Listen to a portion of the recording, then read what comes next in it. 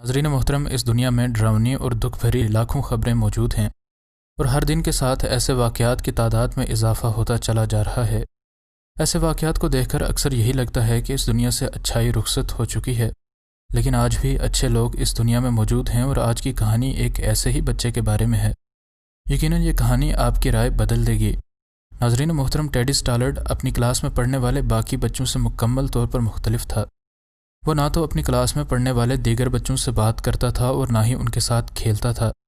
اس کے کپڑے بھی ہمیشہ میلے کچیلے ہی رہتے تھے اور ایسا لگتا تھا کہ اس نے کبھی بھی اپنا یونیفارم دھو کر نہیں پہنا۔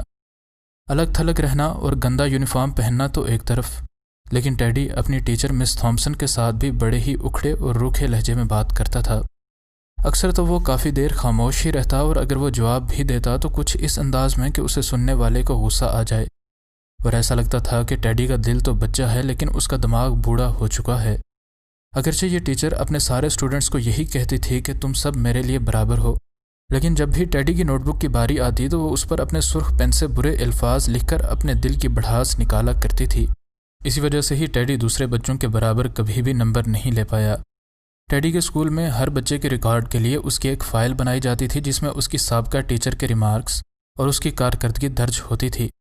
ٹیڈی کی ٹیچر نے جیسے ہی اس کی فائل کو دیکھا تو اس نے اس کی فائل کو اٹھا کر ایک سائڈ پر رکھ دیا، لیکن سب سے آخر میں ان نے ٹیڈی کی فائل کو اٹھا ہی لیا، اور جیسے ہی ان نے اس فائل کو پڑھا تو ان کو سمجھ آئی کہ ٹیڈی اصل میں بڑا مزاحیہ، سمجھدار اور دوسرے بچوں کے ساتھ گھلنے ملنے والا لڑکا ہے، لیکن اپنی ماں کی موت کے بعد وہ چپ چپ سا رہنے لگ گیا ہے۔ اس کا برتاؤ اب ایسا ہو چکا تھا جیسے وہ اس دنیا میں رہنا ہی نہیں چاہتا تھا۔ اب ٹیچر کو مکمل طور پر سمجھ آ چکی تھی کہ اس کے دل پر کیا بیت رہی ہوگی، اور ساتھ ہی ان کو اپنی تمام تر غلطیاں بھی محسوس ہو چکی تھیں۔ اس سے بھی دکھ دینے والا واقعہ تب ہوا جب سارے بچے کرسمس کے موقع پر مس تھامسن کے لیے گفٹ لے کر آئے ماسوائے ٹیڈی کے۔ سب کے ہی گفٹ ایک بہترین اور چمکدار ریپر میں لپٹے تھے۔ جب سب بچے جا چکے تو ٹیڈی مس تھامسن سے اکیلے میں ملا اور ان کو ایک گفٹ دیا۔ اس کا گفٹ بالکل بھی ایک گفٹ جیسا نہیں لگ رہا تھا۔ اس کا گفٹ ایک اخبار کے ٹکڑے میں لپٹا تھا۔ انہیں اخبار کو کھولا تو اندر مس تھامسن کو ایک بریسلٹ ملا جس کے اوپر نکلی ہیرے جڑے تھے اور وہ بھی اب گرنے والے تھے۔ اس کے علاوہ اس میں ایک پرفیوم کی بوتل بھی ان کو ملی جو کہ آدھی سے زیادہ خالی تھی۔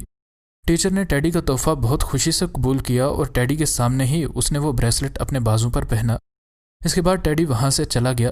ٹیڈی کے جانے کے بعد یہ ٹیچر وہاں بیٹھ کر پورے 1 گھنٹے تک روئی۔ اس دن کے بعد سے اس نے ٹیڈی پر خاص دھیان دینا شروع کر دیا۔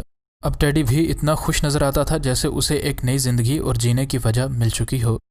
سال کے آخر تک ٹیڈی کلاس کا سب سے بہترین اسٹوڈنٹ بن چکا تھا۔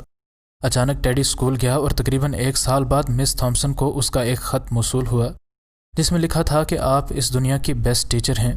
کئی سال تک ٹیڈی اپنی ٹیچر کو خط لکھ کر ان کو اپنے حالات کے بارے میں آگاہ کرتا رہا۔ ایک خط میں اس نے مس تھامسن کو بتایا کہ میں گریجویشن کر چکا ہوں اور جلد ہی ایک لڑکی سے شادی کرنے والا ہوں۔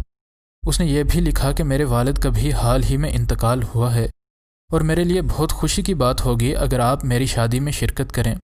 خط کی آخری لائنز پڑھتے ہوئے مس تھامسن کو ٹیڈی کے اس تحفے کی حقیقت کا بھی اندازہ ہوا۔ ٹیڈی نے اس میں لکھا تھا کہ میرے لیے یہ بات بہت خوشی کا باعث ہوگی اگر آپ میری شادی پر میری ماں کی جگہ آ کر مجھے دعائیں دیں۔ ٹیچر اس کی شادی میں چلی گئی اور ٹیڈی ان سے مل کر بہت خوش ہوا اور سب کے سامنے کھڑے ہو کر اس نے اعلان کیا کہ مس تھامسن اس دنیا کی بہترین ٹیچر ہیں۔ اس کے ساتھ ہی ٹیڈی نے اس تحفے کا راز بھی کھولا اور اس نے بتایا کہ جو بریسلٹ اور پرفیوم اس نے مس تھامسن کو دی تھی وہ اس کی مرحوم ماں کی تھی، اور وہ تب سے ہی مس تھامسن کو اپنی ماں کی نظر سے دیکھتا ہے۔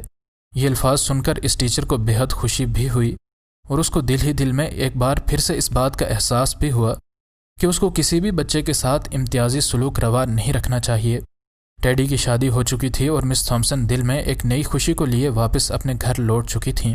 یقیناً ٹیڈی کا وہ تحفہ ایک سستی سی پیکنگ میں لپٹا تھا، لیکن اس کے اندر ٹیڈی ایسی چیزیں پیک کر کے اپنی ٹیچر کے لیے لایا تھا جن کی کوئی بھی انسان قیمت ادا نہیں کر سکتا تھا، کیونکہ وہ بریسلٹ اس کی ماں لگاتی تھی اور وہ پرفیوم اس کی ماں کی استعمال کی ہوئی تھی، اور یہی 2 چیزیں ٹیڈی کی ماں کی نشانیاں تھیں۔